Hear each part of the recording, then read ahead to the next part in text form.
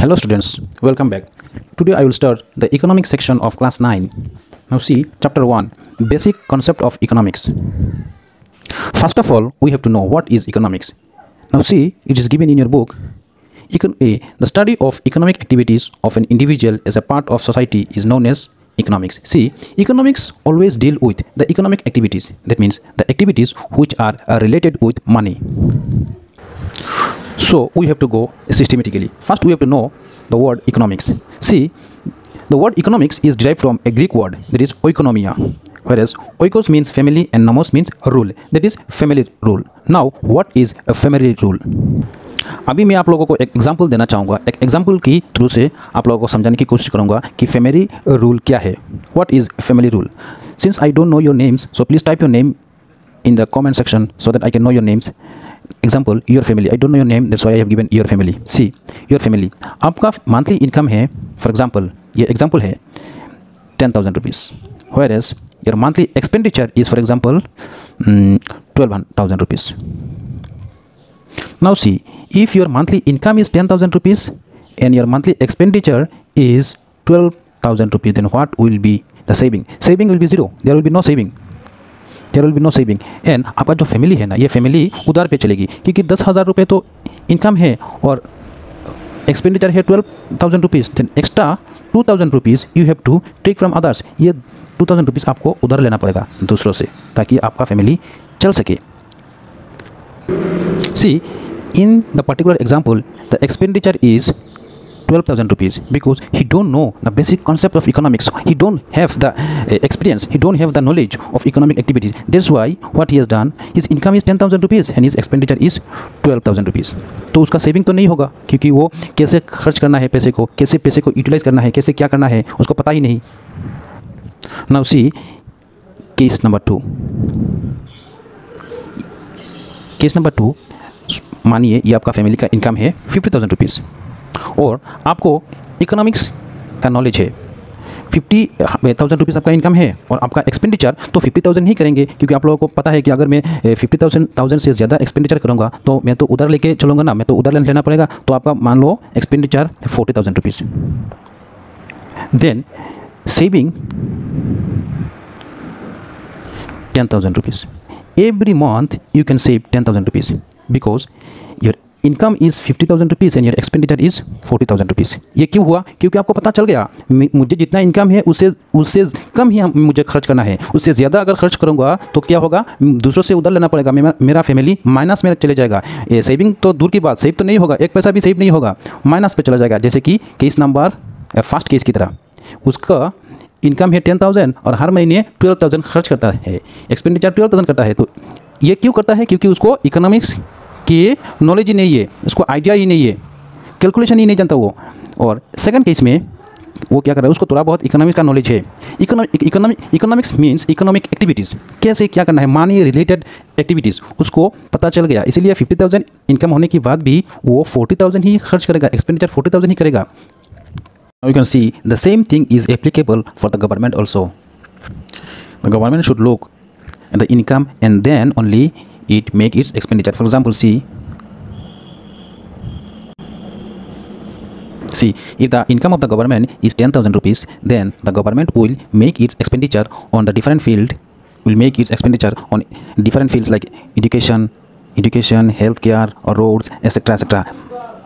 But the main thing is that the government should always keep some amount of money in the bank so that it should not borrow the money from the other country or the other banks. That means it should have some balance between income and expenditure. Another thing, from where government earns from the revenue.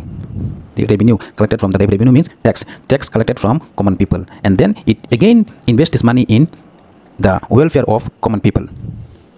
Now see, मैंने जो family rule explain किया, ये सब चीज़ the necessity of economics. Economics क्यों चाहिए हमको? क्योंकि हम लोगों को ये फैमिली रूल पता चले, कैसे खर्च करना है, कितना इनकम है, कैसे खर्च करना है. Same as in the case of government. ये सब चीज़ ये नेसेसिटी ऑफ इकोनॉमिक्स के अंदर में आ जाएगा. अगर ये पैराग्राफ आप पढ़ेंगे तो समझ आ जाएगा.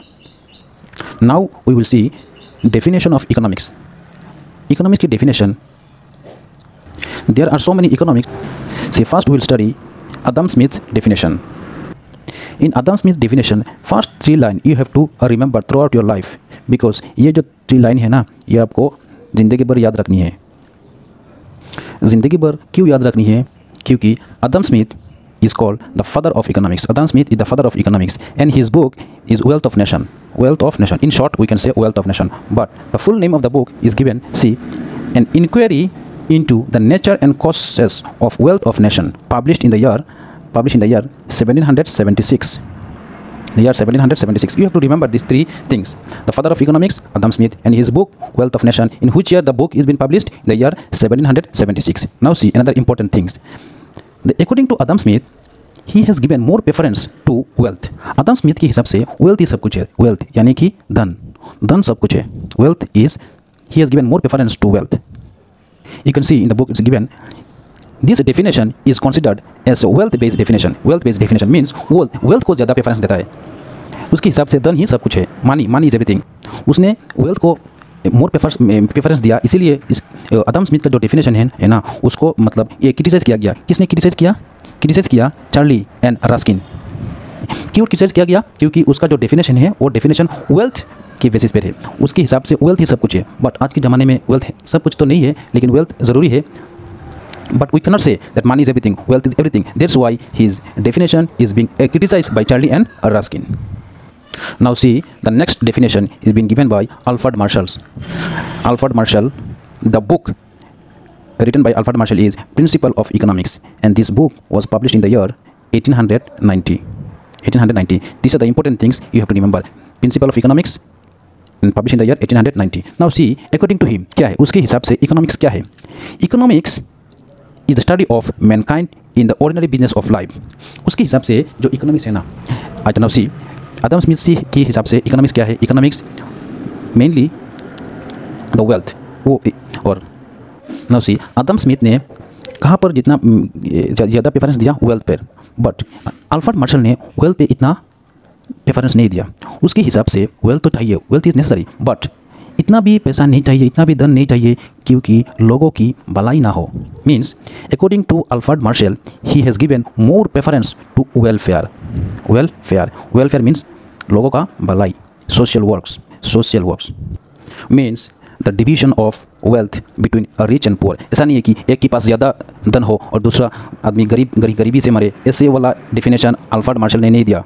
अल्फ्रेड मार्शल ने बोला ठीक है, धन तो चाहिए, लेकिन सबके पास थोड़ा बहुत वेल्थ हो, थोड़ा बहुत धन हो कि सब लोग बच सके, सब लोग सर्वाइव कर सके. All have the right to live. According to Alfred Marshall, he said that all person should live and there should be money in everyone's hand. Also you can see it is given in your book. Moreover, all the goods may not bring about welfare of the people. Means लोगों की भलाई नहीं होगा. सब चीज़ जैसे कि the consumption of alcohol, drugs, cigarette will not lead to the increase of welfare. लोगों का भलाई नहीं होगा. But economics always deal with production and consumption. ये तो प्रोडक्शन है ना, ये प्रोडक्शन तो लोग तो खरीदते हैं. इकोनॉमिक्स तो पैसे रिलेटेड एक्टिविटीज़ के ऊपर डील करता है. बट ये चीज़ क्या होगा? ये वेलफेयर नहीं होगा. फिर भी लोगों की भलाई करनी है.